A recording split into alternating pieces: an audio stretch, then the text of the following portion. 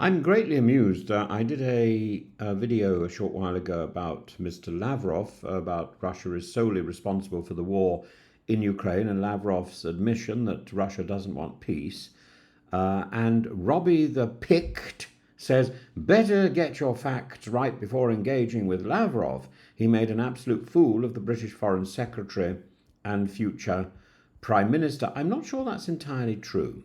And I'll try and explain it because although Lavrov and Liz Truss came into came into some sort of proximate encounter, they sat at the same table on either sides before Russia actually invaded Ukraine, when it was threatening to do so, and. And the problem wasn't so much that Lavrov was clever, it was that Liz Truss was monumentally stupid. God knows how anybody appointed her. Uh, God knows what she had over Boris Johnson that made him think that she would be a good foreign secretary. And the issue, of course, was that she had no idea where Rostov-on-Don is. It's the subject of quite a famous novel. It's a major city in the southern part of Russia. And to get that confused is as the in front of a Russian foreign minister who is so experienced. If he did anything, he exposed Liz Truss's lack of preparation during that 2022 visit to Moscow. Where there was certainly some diplomatic cunning, but and that may have exposed her superficial political posturing. But this was a revealing episode where she found herself theatrically outmaneuvered by her Russian counterpart, not because he was clever, but because she was monumentally stupid. And the encounter is remembered less for its substance and more for its spectacle. A British minister attempting statesmanship with all the preparation of someone who has rehearsed for a photo shoot rather than a global standoff. To set the scene, it was a moment of high tension. Russia was amassing troops on Ukraine's border. Western powers, rightly wary of Putin's intentions, dispatched senior figures to try to forestall what would later become the full invasion of Ukraine. Enter Liz Truss, stage right, waving her handbag around and getting ready for the makeup and the posturing in a tank to try and channel Mrs. Thatcher, the newly installed foreign secretary in the Foreign Office, but already indulging in a sort of theatrical style of diplomacy, anticipating her transfer to number 10, inspired more by Margaret Thatcher's wardrobe than her intelligence. And Truss had been photographed earlier that morning standing in a tank.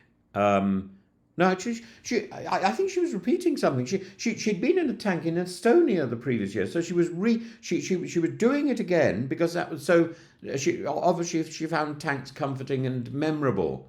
This pageant of pastiche. What one might have expected her Moscow visit to mark a turning point from image to substance. Instead, it cemented the image and exposed the lack of substance. In what's become a textbook example of the perils of superficial preparation, she asked Lavrov to no. Lavrov asked Truss whether the UK recognises sovereignty of Russia over such regions as Rostov and Voronezh, both unequivocally Russian territory, and Truss replied that Britain would never recognise Russia's sovereignty over these regions, prompting the British ambassador to quietly intervene and correct her. If Lavrov had baited a trap, Truss, primed for confrontation but unarmed with general basic geography knowledge, walked straight in. What made the moment more painful was Lavrov's theatricality. At a press conference, he derided the meeting as something like a conversation between a mute and a deaf person, diplomatically brutal, linguistically cruel, definitely not very woke. but in the theatre of international politics, devastatingly effective. Now, was Lavrov being clever? Not particularly. That's the point. He was not being clever. If there was a trick, it was absurdly simple, but it worked because Truss was monumentally ill-prepared. A foreign secretary should anticipate provocation, particularly from Lavrov, a veteran diplomat with decades of service and a taste for psychological gamesmanship. And the notion that one could simply bluster through a Moscow visit with the same superficial rhetoric used in party conference speeches, where all the notes are on one side of A4, reveals an extraordinary hubris.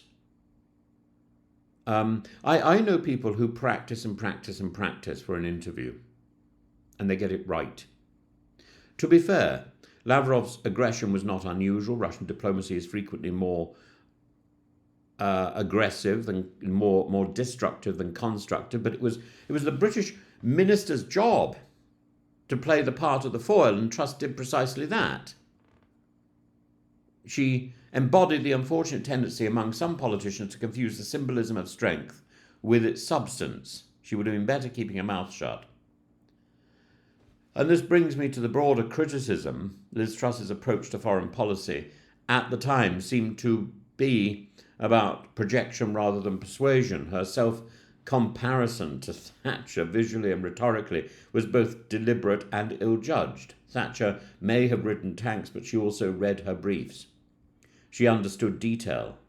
And Truss, by contrast, projected conviction without comprehension, a diplomat's cardinal sin. And it's not that she was unsympathetic to Ukraine, far from it, but her clumsy delivery allowed Lavrov to cast Britain as both belligerent and ignorant, a useful caricature in the Kremlin's anti-Western narrative. Well, one cannot play the part of the Iron Lady if one forgets to bring the iron, if one forgets to have read the manuals. So, what did this episode teach? First, that diplomacy is not cosplay, it's preparation, it's knowledge, it's listening, it's nuance. And Truss was neither a listener, nor was she the last politician to fall into the trap of confusing photogenic ability with strategic acumen, but she may well be one of the most vivid recent examples of that problem. Secondly, it taught us how to... it taught us about the importance of humility in international affairs. One must enter negotiations with somebody of the weight of Lavrov, not with a loud hailer, but with a set of questions, a map and a spine, and the determination to keep one's mouth quiet, to keep one's mouth shut, unless it has to be opened. In the end, Lavrov, I don't think, made a fool of Liz Truss. She did that herself.